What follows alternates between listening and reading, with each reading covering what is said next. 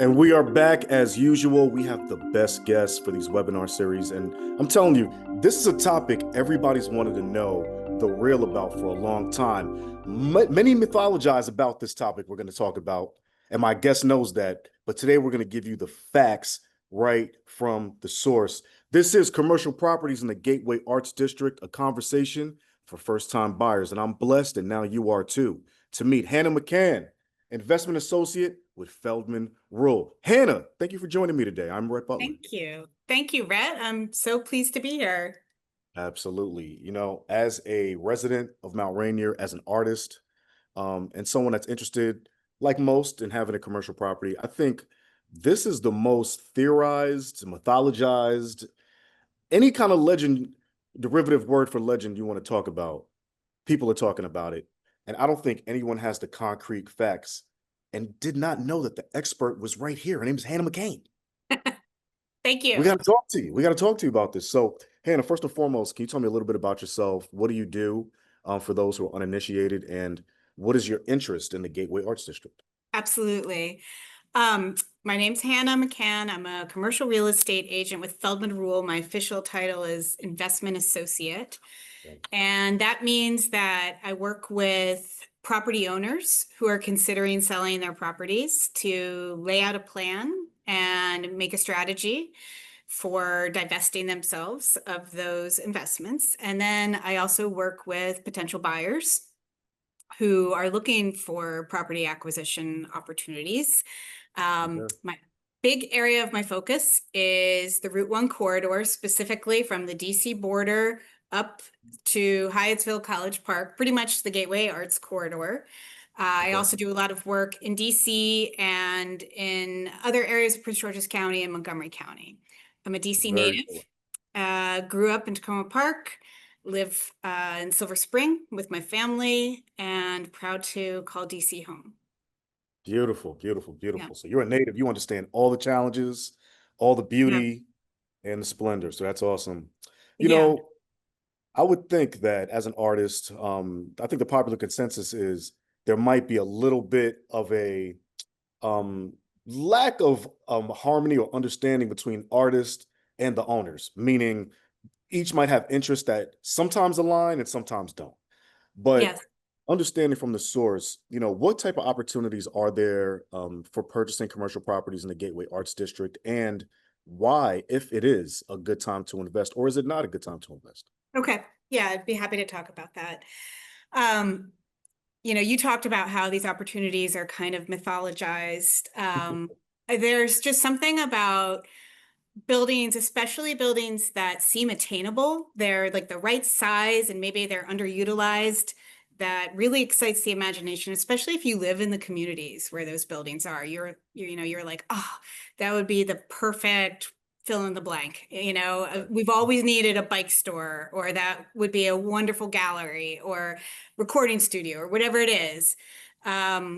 So that's one of the reasons that I love working in the Gateway Arts Corridor, because there are the diversity of building types and the size of the buildings really lend themselves well to small business owners, local artists, individuals who may not have huge portfolios of investments across the whole DMV or up and down the East Coast, maybe want to just gain a foothold in changing their community, you know, and improving a building, filling the vacant space, and making something that really has an effect on the fabric of our neighborhoods.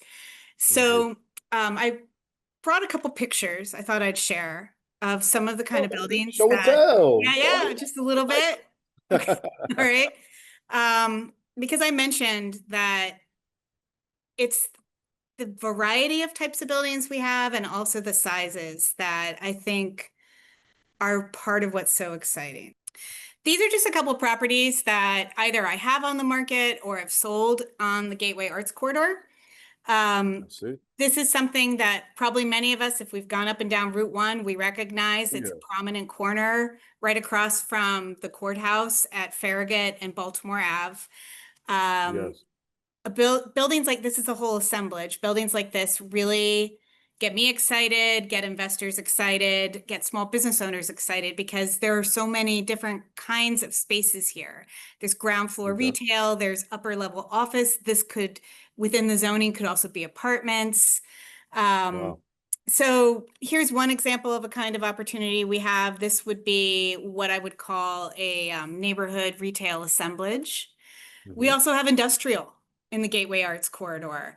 Wow. Fantastic industrial assets, which, I talk to people who are doing metalworking, sculpting, all kinds of interesting projects, also dance studios, uses that having a 17-foot high ceiling, it's not easy to find, and it makes all the difference in terms of what you're doing.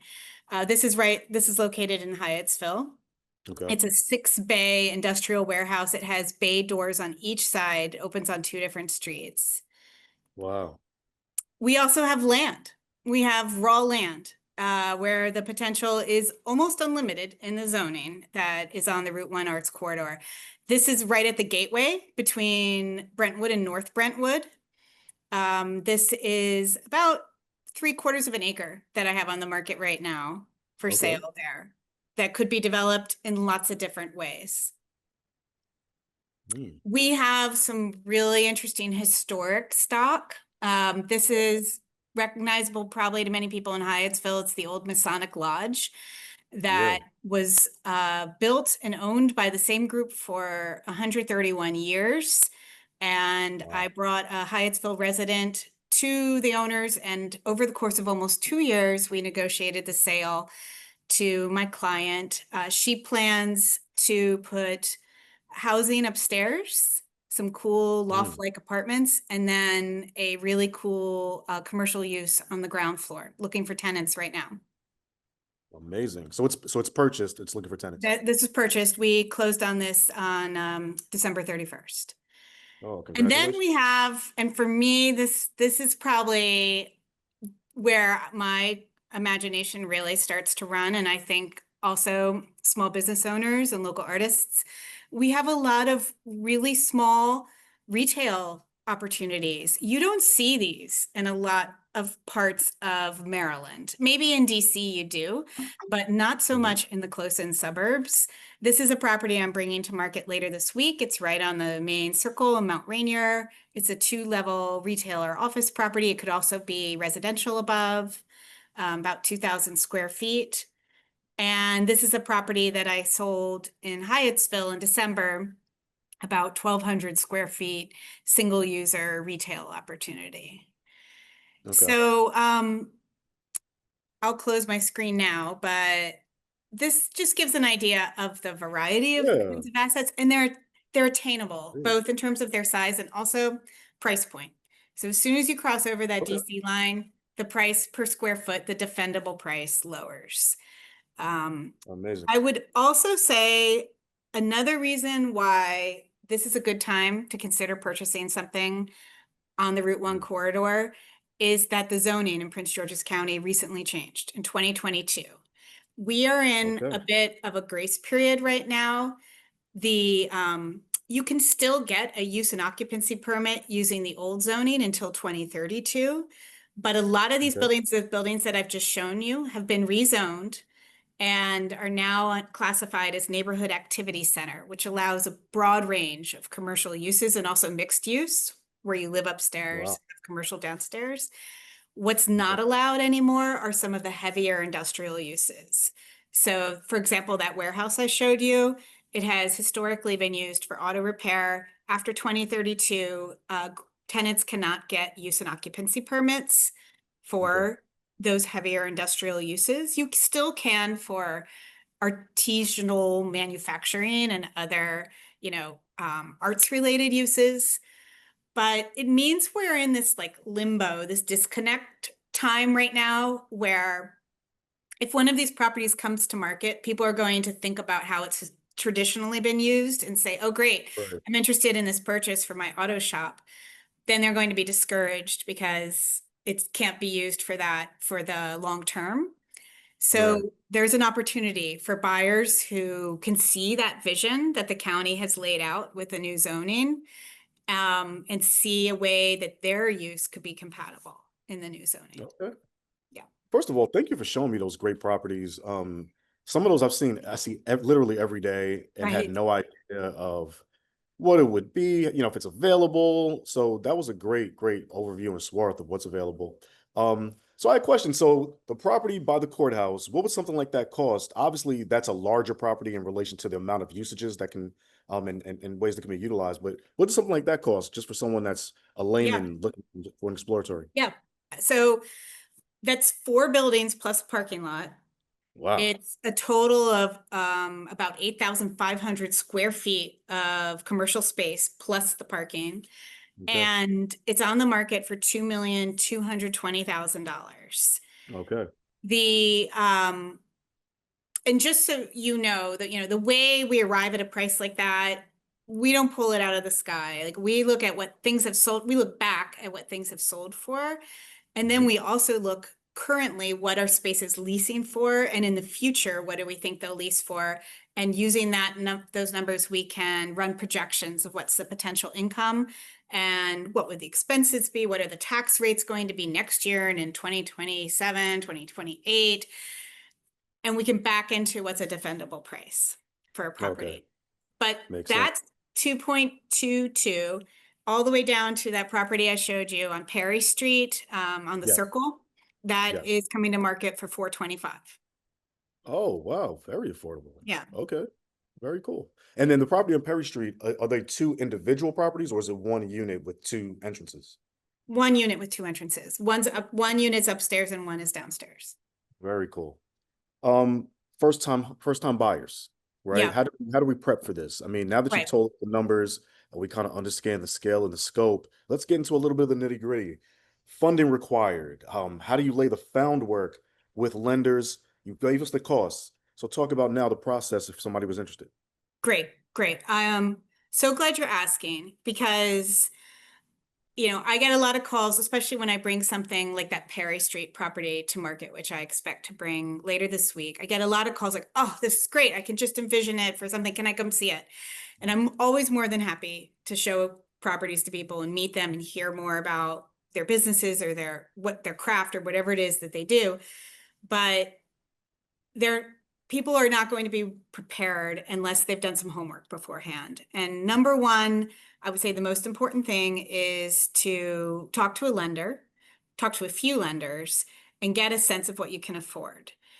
In terms of how much cash do you need, rough ballpark figure, you're probably going to need about 20% of a purchase price in cash to put down. Sometimes owner users, small businesses, artists can get special loans where they may only have to put as little as 10% down. Wow. But just expect that there will be a need likely for between 10 and 20% cash. Um, there's there may be some grants, and I think there are some grants available in the Gateway Arts District. There may also be grants at the state level, sometimes even the federal level, especially for nonprofits, or arts related uses. Those are things that I can help connect people with, or definitely the people working with the Gateway CDC can help with. But Beautiful. yeah, that will help you. Lenders will get into a little more detail. What's your income? What was it last year? What was it the year before? Do you have a big project coming up in the year ahead? How much income are you expecting from that? And they'll start to be able to lay the groundwork of what Mhm. a bank is likely to loan. Okay. The reason I suggest talking to several lenders is that different loan banks have different products. And some of them have special incentives. Right now, this is another reason why it's a great time to be a buyer on the Mm. Gateway Arts Corridor.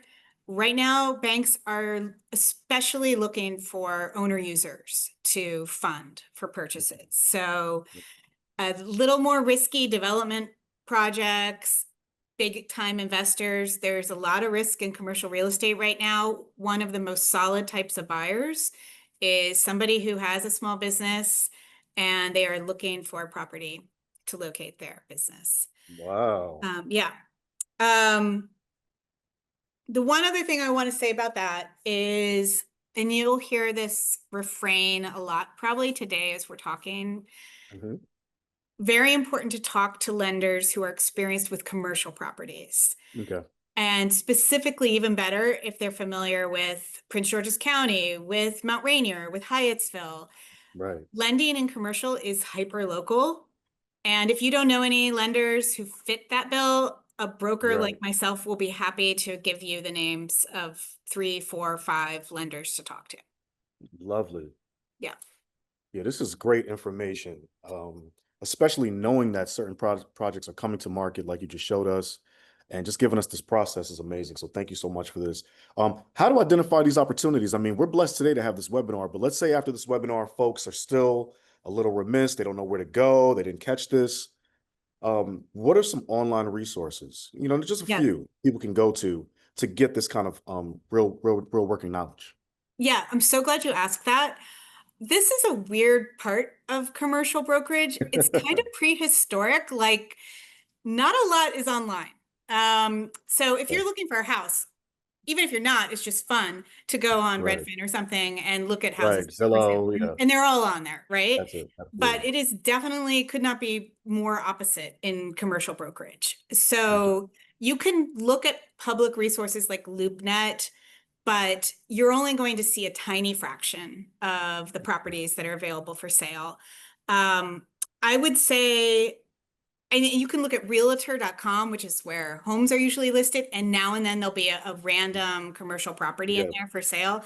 Again, not really a useful resource. Okay. One thing I recommend is going onto the Feldman Ruel website and signing up for our emails. We're one of the Beautiful. few brokerages that we share all of our information. We blast it out to people who are in our database. You can get emails or texts, and often you'll know about opportunities before anybody else if you sign Okay. up for that. And it's also just interesting to see what's coming on the market and how it's priced. Absolutely. Um, And what about like I Crexy? You ever heard of Crexy? Yeah, Crexy is like LoopNet, Okay. just a fraction of the properties. And part of the reason is that brokerages have to pay for each property that they advertise on there. It's not Hmm. like it just comes with a subscription to the software. Yeah. Okay. So as a result, maybe they'll cycle things on and off. I've worked with buyers before who said, "Oh, I really liked this property, but it's not advertised anymore. It must have sold." And I'll be like, "No, it's still available. They just don't want to pay to advertise it at the same time as they're advertising something else." So Okay. um, I would say old-fashioned cold calling is a great way to track down information. If you live in a community and there's a building sitting empty, figure out who owns it and contact them, or Hmm. contact a broker like myself and have them chase down that information. Very likely the broker already is in touch with them and knows Beautiful. what they're thinking and what they're planning or what the issue is, why it's sitting vacant or underutilized. Okay. Um, yeah. And I'll just say one other thing about looking for opportunities. I can't sell enough the value of understanding the zoning in your neighborhood. Yes. So, right? Because Yeah. that makes or breaks a property. I so many times talk to buyers who are so excited about a particular opportunity only to discover that restaurant use is not allowed or church Okay. use is not allowed in this particular site. That's important, especially Mount Rainier has a slightly different zoning in the Hmm. downtown area Okay. that is, it's called Legacy Mixed Use Town Center. It's going to phase out, I think, in 2032 as well and become NAC. But right now, it doesn't allow as many uses as the NAC zone up the road does.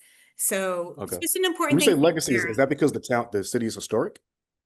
I, no, it had a special, in the previous zoning before 2022, the county wanted to preserve the town feel in Riverdale and Mount Rainier and a couple of Ah, other places. And so they had something called mixed use town center.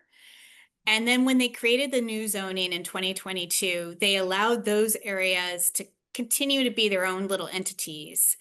And they created the new zoning NAC is more like what a town center is supposed to be, but it copy. allows Okay. more commercial uses than what is currently allowed. Very cool. Yeah. Thank you for that. I think that probably gets really confusing for the layman, and in terms of just really staying up to date with that, should they check Feldman Ruel cold calling, or is it one of those things where you should just go to your city council meetings more often, talk to your council members? I mean, talking to council members and going to city council meetings is a great way to stay on top of what changes are coming and also what properties might be coming available. But no, there's a great online resource that you can go to check the zoning of every property and then to look at the allowable uses Oh, for it. great. And I'll make Okay. sure to share that. Thank you so much. Yeah. This is not done in a silo. You have to have a team. Without the Yes. team, you're nothing. There's no I in team, right? We need a Right. group of people to help us with this process. So I want to talk a little bit about that, Hannah, because I think there's a misconception that people are out here just mavericks, doing it alone, figuring it all out. That is not the truth. And we have to Yeah. dispel that rumor, especially for artists who might feel like all of this stuff is insurmountable when they just want to be a creative. The team might help you get over the finish line. Let's talk about some members of that team, Hannah. One, I would assume, would be the lender. Yes, absolutely.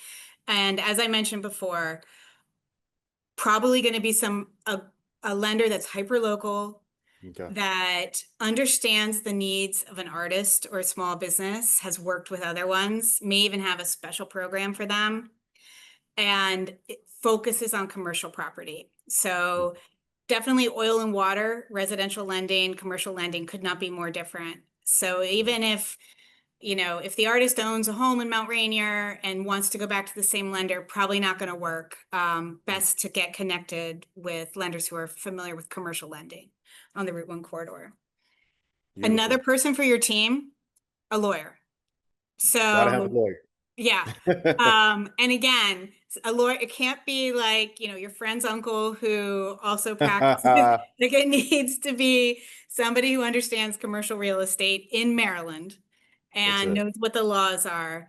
You're entering into a really serious legally binding contract. There's a lot of risk involved, more risk involved in buying a commercial property than a residential. And you want an attorney who is familiar with all of the risk involved and is going to help explain it to you and guide you through the process. Okay. Yeah. Very cool.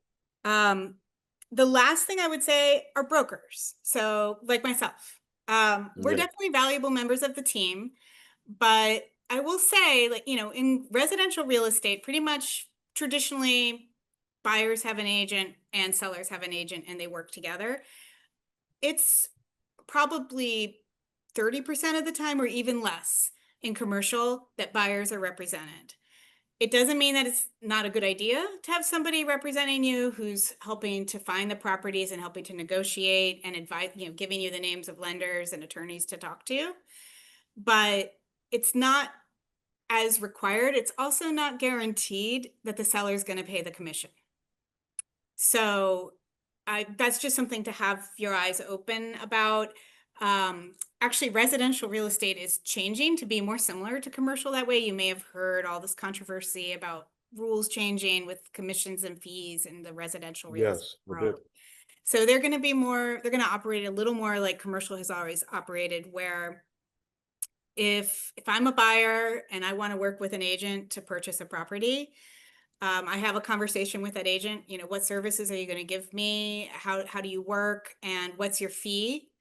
And then when we go to a seller, we may ask the seller to cover the fee. We may ask the seller to cover part of the fee. The seller may say yes, they may say no. It may be divided, but it's something that's negotiated just like everything else in a commercial real estate transaction. Copy. You gave us some great things to think about and some great jewels there. I want to run them back a little bit with a bit of colloquialism. Do not hire my cousin Vinny. This is not a movie. Right. If it's your cousin in them, a little more caution. Yeah, It's okay. It's okay. But they that's true. will not hurt their feelings. And if you do, who cares? We're buying a building right now. Right. Be cautious of brokers, but you got Feldman Ruel. Trust Right. them. They're out here, Yeah. folks. And she's giving Always you. happy. I am always happy to talk to people about this process. I'm so excited we're doing this today. Me too. And hopefully it's useful, but if people have questions, they should always feel free to reach out to me. The one One other caution, if you are, let's say you're entering this process, you're like, oh, this is overwhelming. I definitely want a broker on my side to be like help keep everybody at arm's length and neutral. Yes. Make sure it's a commercial broker. A Okay. residential brokers and commercial brokers, we all get the same license. It's a weird thing Mm. in Maryland. We all Okay. take the same test, we go through the same process, we pay the same fees for our license, but the actual practice of commercial and residential are very, very different. And I'm Interesting. not going to try to help anybody buy a house, and I do not recommend people having a residential agent try to help them buy a commercial building. I Everything's love it. different in terms of the contracts, the risks, the steps, everything. It's funny because there's so many conversion points now with the proliferation of digital that people are always, everybody's a professional moonlighter because there's so many opportunities available. Yeah. Folks, there's separation between commercial and residential. Let's just Yeah. keep at that line. This is a boundary line we don't want to cross. So thank you for that, Hannah. Yeah, Um, absolutely. Typical steps, right? So again, we're talking to the layman, first timers. What are the steps in a commercial transaction? This, definitely sounds like a major overhaul and a thing to do. A lot of steps, but what's the first step? I heard the first thing you want to do is something called a letter of intent. What is that? Yes. Yes. So let's say you found the property. This is it. You think this is going to work. This one on Perry Street looks like the right kind of property for your business. The first thing you would do is put together a letter of intent that basically has 4 pieces of information in it. What price you're offering, how long you need to investigate the property to change your mind, Hmm. how long after that you need to get all the money and paperwork ready for closing, and how much of a deposit you're willing to put down just to hold it during that time period. Okay. So the typical steps, so let's say somebody agrees to all of those terms. Usually there's a little bit of back and forth, and I can talk to you more about what's typical in terms of an earnest money deposit and a Sure. study period. Once that's agreed upon, it's not a legally binding document. It's just like one page, Hmm. but it's a handshake. It's basically like, okay, we have a meeting of the minds. Now let's pay our attorneys to make a legal contract that says the same thing. Okay. So it's the reason this first step exists is to save everybody the time and money of hiring attorneys to draft the contract if you're going to end up disagreeing on the price or Hmm. something that's a key piece of information like that. So the next step after that's agreed upon is the legally binding document that you hire the attorney to write. And it says those 4 things and a lot more. That's pretty boilerplate, Okay. unless you're doing something very complicated with your purchase. Very cool. Once that's signed and everybody agrees on it, now we have a legally binding document. Now the earnest money deposit is due. Usually that's about 4 to 5% of the Okay. of the purchase price. It can Mhm. vary. But just for budgeting purposes, if you're pursuing a property that, like this one on Perry is $425,000, you should be prepared to have 4 to 5% of that readily available to lock it down under contract. Mm. At that Okay. point, the study period begins. Usually, a typical study period is 30 days, but in Okay. commercial, there are so many variables on that. I mean, it can be as little, sometimes there's no study period, but sometimes it could be a Mm. week, sometimes it can be for 6 months. Okay. 30 days is pretty typical. And Okay. every commercial property is sold as is. It's not like a home where if you're doing you have it under contract, you're doing your inspection, you find that the HVAC doesn't work, you can renegotiate on price. It's not sold, Right. it's not like that in commercial. Everything's as is. So this is your time to find out every problem. So you are walking into this with your eyes open. Mm. If you find out the HVAC's not working, there's a leak in the roof, this is all becoming way more expensive. You can Hmm. terminate the contract, take your money back. And if you want, you could start over and try to negotiate with a new price. Um, but it's just not guaranteed that the seller will negotiate with you at that point. Understood. Okay. And Yeah. would it be accurate to call this a feasibility study? Yes, that's exactly it. Yes. Okay. Study Beautiful. period, feasibility period. Sometimes people call it the due diligence period. Those are all the same thing. Okay, awesome. And the fact that it goes anywhere from 0 to potentially 6 months, that just depends on what the scale of the project? Like if we're talking like a major building where we have to figure out more elements versus a smaller unit? Yeah, sometimes, like for a development project, if somebody was purchasing that raw land I showed you on Route Oh, 1, yeah. somebody was purchasing that and they were planning to build a large, apartment building there, they Mhm. may request a study period that lasts sometimes even for years while they get all of their plans and permits for the site. Wow, Doesn't mean the seller will agree to it, depends on what the price is that's being offered. But interesting. And yeah, just to be clear again, you put that 4 to 5 down during this feasibility study. If at that moment you decide not to go forward with the building, you do receive that back. yes, Very yes. cool. And In this is most done with standard like escrow transactions. or something? What's that? It's yes, Is this right. It's done in held in escrow? escrow Okay. with an escrow Okay, very agent. good. Yeah. Now the studies are expensive, Okay. that's something to keep in mind. So probably, you should be expecting, depending on the size of the project, to spend anywhere from a few $1,000s to ten or $15,000 to have Mm, inspectors, an environmental study, whatever you need to know that the property is right for you. There also okay. might be things that your lender requires. A lender's often Yes. going to require an environmental study and some other things, an appraisal. Wow. And Yeah. you guys, as brokers, do you know good folks to recommend for these feasibility studies? Because obviously people are going to be more afraid of the surprises that come from the county level, right? From the inspector level, permitting. Yes, absolutely. We have a roster of people that we recommend, That's awesome. and all of them are experienced in commercial because, again, it doesn't serve you well to have a residential inspector looking at a commercial property. It's just a whole different set of standards. Okay. This Yeah. was great. I mean, just knowing the step by step and you got a little bit into the details, that really helps us out. I mean, I think for a lot of folks, they knew nothing about commercial property, and you've really, put a chasm between residential and commercial to where people understand this is way more of a science than just Yeah. homogenizing it with just real estate in general. So I definitely appreciate that. That's what I'm Great. gleaning from this personally. Thank you. Um, Thank you. so again, we're talking to small business owners, specifically probably artists in the gateway. Mhm.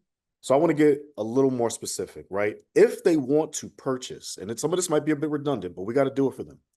With artists, sometimes it needs a second or third time to sink in, right? Because we're thinking creatively. We see the vibrance of the building before we even bought it. Um, what does that artist that is ready to buy commercial property need to do specifically to get ready to buy a building in the Gateway Arts District? Okay. Find a source for at least 20% of what that purchase price would be in cash. Okay. Um, Use that creativity to chase down possible acquisition opportunities because they're not advertised broadly. Okay. So ask about the building that's been catching your eye. Talk to your cousin Vinny and your council member about Then he just keeps coming up, man. what they know. He may know a guy. He might know a guy. I know everybody knows a guy. Yeah. Um, and then talk to a lender, probably before you start talking to property owners and your cousin Vinny, start talking to lenders to get a sense of how well qualified you are, what the interest rate would be, what the monthly payments would be, everything, like when the loan would be paid off. That's Hmm. another thing that's different in commercial. Right. So a How lot of long are we in business for? That's right. yeah.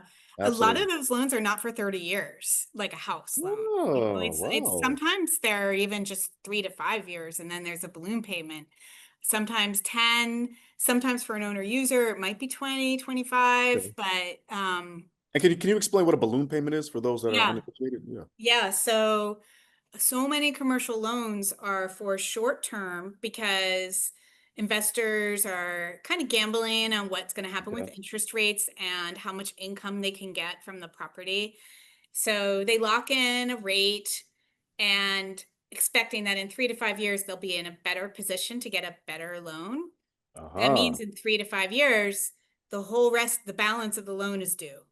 So Wow. maybe they've been paying, something that's below what they get in income from the tenants each month, and now it's due and they owe $350,000. Well, Yes. if they gambled wrong, if the interest rate environment is different, or if lease rates aren't quite where they expected, or if the zoning changed and they can't get another automotive tenant in there, then Mm, they're kind of yeah. between a rock and a hard place. Okay. And that's we're actually seeing that distress in the market. That's what we call that, distress. That's Okay. another reason why there are some opportunities on the Gateway Arts Corridor right now, because things have changed so much in the last 3 to 5 years in terms of interest rates, and because the zoning changes have changed the landscape Mm, for people who maybe have been just doing the same thing with their investments on the corridor for generations. right. Suddenly, wait, the future of our property is not looking the same. It's not going to be the same cash cow it's always been. So, anyway, that's a long way of saying, you know, there's a lot of variety in the way that these loans are structured, and Okay. talking to lenders before you start pursuing properties is a wise idea. Yeah, this definitely bolsters the strategy of having a great and sound team. People that can see ahead, people that are staying on top of the trends, reading, watching the news, Yeah. and really understanding. This is a Bloomberg moment, folks. This is not about just art alone. And I forgot to ask you, but this is something I want to talk about. Just getting personal. Are you an artist, or do you just have a heart for creatives and their ability to begin to commercial ownership? Yeah, I think I have a heart for creatives. Yeah. Okay. I'm in this business because these kinds of buildings that I list and sell and help bring to market really excite my imagination too, just Okay. like all of you who are on this call. And I just want to play a role in helping match them with the people who are going to activate them. Amazing. And is that why you got into commercial real estate to help artists? Absolutely. Yep. I Oh, just, beautiful. like a lot of people who are probably on this call, I've lived here my whole life, and Right. I've looked at buildings and thought, wow, why is it empty? It could really be something cool. And how do you make that happen? And I'm Mm. trying to make that happen. Do you have a vision for the Gateway Arts District personally? Something that you would love to see happen throughout the entire corridor? I just want to see more of what's already happening. I mean, Yeah. the what's on the Gateway Arts Corridor, and I'm specifically thinking of Mount Rainier right now, but also Brentwood, North Brentwood, Hyattsville. There's so much great stuff happening. There are so many opportunities there that are not available to Yes, small business owners and artists in the rest of the DMV, partially because of just how expensive this area has always been. indeed. And it's happened there, and then unbelievably, the powers that be at the local and city, state, and even federal level recognize it and have supported it by designating the area as a Gateway Arts Right. Corridor, by bringing Right. funding. The pedestrian improvements in Mount Rainier are going to be a game changer, I think. Mhm. That's a federal $10 million grant that the city got for those improvements. Um, it's just fertile ground, and I just hope more small businesses can open, and if the properties can be owned by the operators, even better, because that's a long-term investment. Absolutely. We got to get Yeah. to the $1 million question, Hannah. Drum roll, please. What if you have bad credit? I What mean, if what? what if you have bad credit? Oh, And it has to be stated because some folks are yeah. working on their credit. A lot of times we know artists, the term working artist is a bit of a misnomer, right? A lot of times they have to be barista, then artist, school teacher, then artist. And then some folks hit the jackpot and are able to be full-time artists that are actually thriving and doing well. But all in the middle through that journey, there's the credit question. So Mhm. what is the typical credit score, and or what should folks look at on their team or their investors in terms of Yeah. having the right credit to look bankable and lendable? You know, I don't actually know the answer to that question. Okay, I don't I think maybe there are some lenders who say, okay, we're not going to lend to somebody with a credit score that's below this threshold. sure. Maybe there are some lenders who are like, yeah, we'll lend to you, but the interest rate's going to be high, or you're going to have to refinance in 3 years. Hmm. Um, they're commercial, if it's not coming across, I mean, it's a wild west. So there are hard Yes. money lenders out there. There are Yes. people who have the cash and they're willing to loan to you. There's seller And can you finance. explain what a hard money lender is, just for those again Yeah, who don't know? it's it's basically an individual who's operating as his own bank or her own bank. So Uh, they have the money, they have $400,000 in cash. You come to them, you say, I have this vision, I want to do this. If you can sell that to them, they'll loan you the money. Maybe the interest rate or the terms will be more risky than they would be from a lender. Also, okay. usually you can close a lot more quickly. I've definitely sold properties that are that are financed through hard money lenders and with small business Okay. owners. And it's viable. It's a good tool. It's actually kind of a great tool right now because banks are readjusting so severely to the changes that have happened post COVID Yes. that it can be a way to just like get something done. If you know somebody, maybe it's somebody who's commissioned work from you or something, maybe they'd be willing to loan you the finances for a property. Another Mm, way, a great way, Rhett, seller financing. So okay. that property that I showed you, the first one at the corner of Hmm. Farragut and Baltimore, the four Yeah. buildings and parking lot, that sellers owned it for 20, 30 years, and Mm, he's willing to carry the note. So that means that if you have enough for a down payment, then you'll be paying him each month your mortgage. The okay. loan will be set up that if you don't make those payments, he could foreclose on and you would lose your down payment. But it Okay. can be a great way of just getting your foot in the door and building that equity. And then 3 years, 5 years, your building's performing well. You can go to a traditional bank. Maybe the rates have dropped and say, okay, I want to refinance now with a more conventional loan. I'm done sending the checks to this person who sold me the building. Yes. And I've done that. I've done a couple transactions that way. It's a great way for owner users to acquire a building. Yeah, I love that. I mean, I'm gonna go out on a limb and say I don't have a cousin Vinny that's a hard money lender, but I'm looking Right. for him. I might. He might be a third or fourth cousin. We're gonna find him. But for those other artists that are finding it difficult to find a hard money lender, how do you find that kind of individual, by the way? Is there, I'm assuming there's no dossier list roster of these kind of people. What do you think would be the way to go about finding someone interested in an opportunity like that? I think talk to your broker if you have one. Okay. Talk to the broker who's representing the property. They may know some. I get I get inquiries from people who are interested in taking on acquisition opportunities like that. Very cool. Um, Talk to local government officials, Gateway CDC, nonprofits like that. They often are aware of donors that want to help support growth and Hmm. are willing to make that kind of investment or short-term investment. Raise the question of seller financing. It's a Yes, great, yeah. Um, people are, we call that getting creative in our industry. That's how we get creative. exactly. And it's happening a lot more right now than it has in pre-pandemic and in previous years. Okay. Yeah. Makes sense. That's awesome advice. Speaking of getting creative, would you advise creatives, especially the ones that might have some credit issues, to partner up and put together a team, inclusive of the other teammates with that are subject matter experts, but putting together a team that can come together as a consortium to raise the funds and work it in tandem. Yes and no. Okay. It depends. Because a seller is looking for reasons to be wary. So if this is a new team, Understood. how can it fall apart? Or Yeah. what's the commitment between these people? Have they worked together before? Is there a weak link in that team?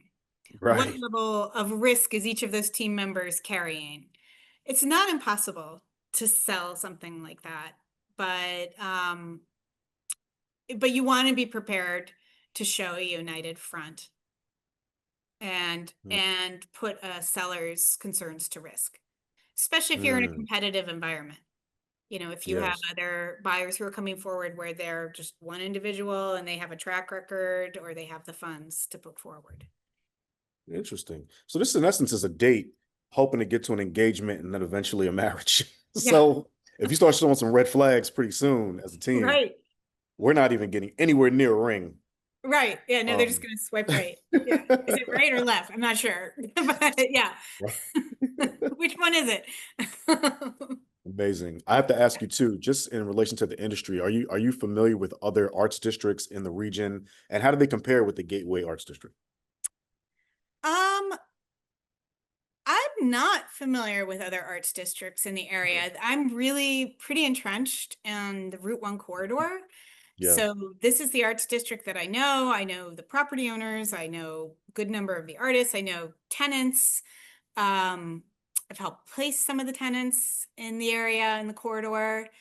Um, but other jurisdictions, I can't off the top of my head think of one that has a Okay. designation that is as and a that's thriving as much as the Got it. Gateway Arts Okay, District. that's fair.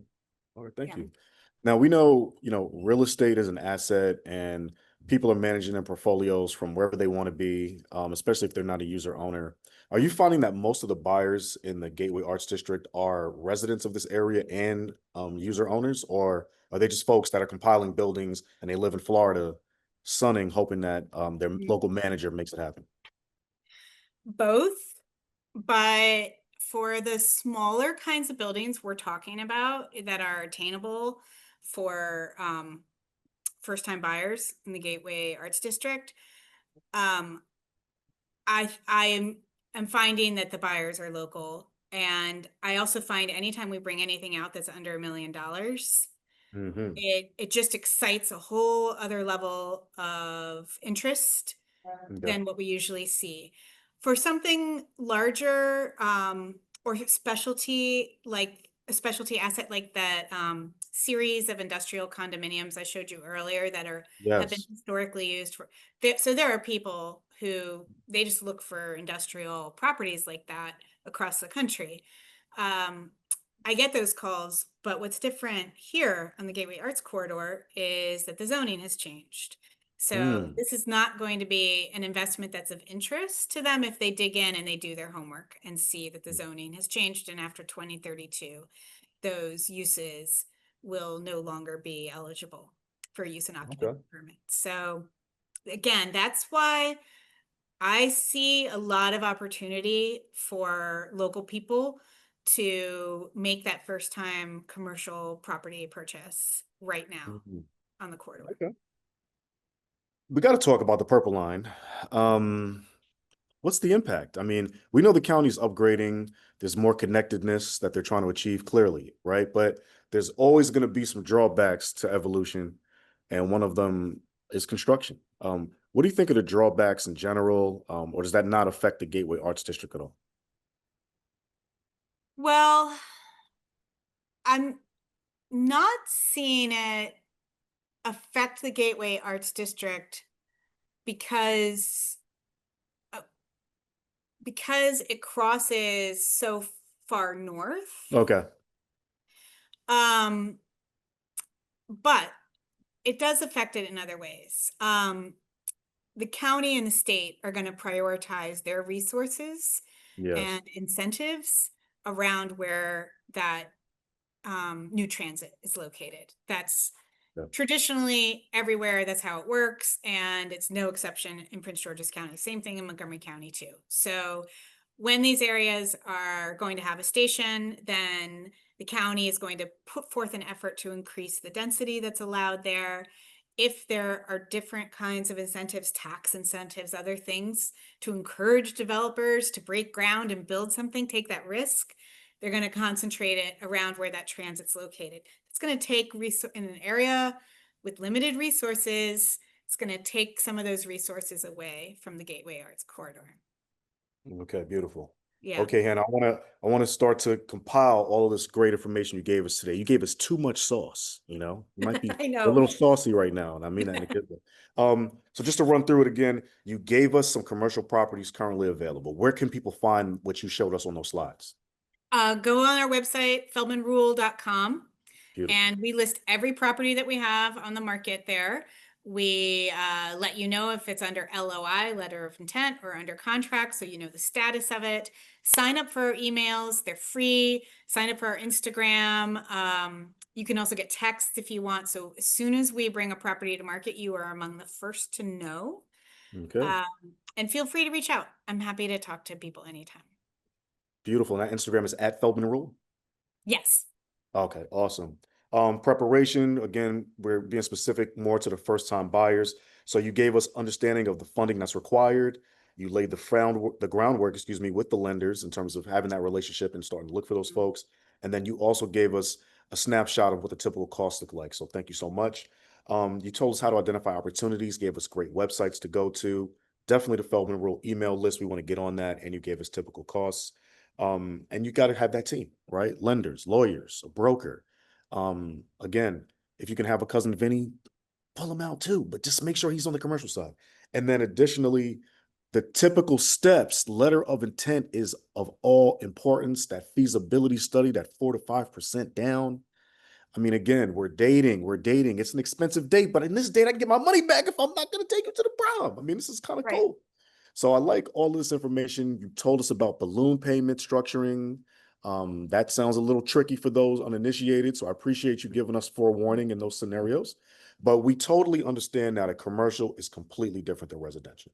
And I think this has been a really good low-key TED talk you gave us, right? Something really snapshotty, but that we can really sink our teeth into the opportunity and the possibility. So Hannah, thank you. And are there any last words you want to give the public about this great Gateway Arts District and what you hope continues to happen that you're seeing? Thank you, Rhett. Thank you so much for this opportunity to talk today. No problem. I am, it's been so fun to talk to you about this, and I'm so excited that people may watch and feel like, okay, I have a sense of how this works. I have some tools, and I'm not scared of the process. I want to go for it.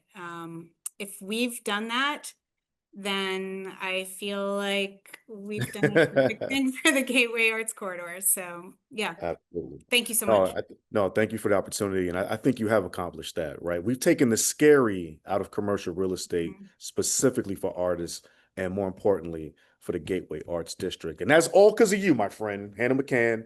You held us down. Commercial properties in the Gateway Arts District. This was a conversation for first time buyers. Feldman Rule, Hannah McCann. Now you're familiar with the names. There are no excuses. My name is Rhett Butler. Thank you guys for watching. This webinar series keeps delivering. Hannah, we appreciate you. Thank you so much, Rhett.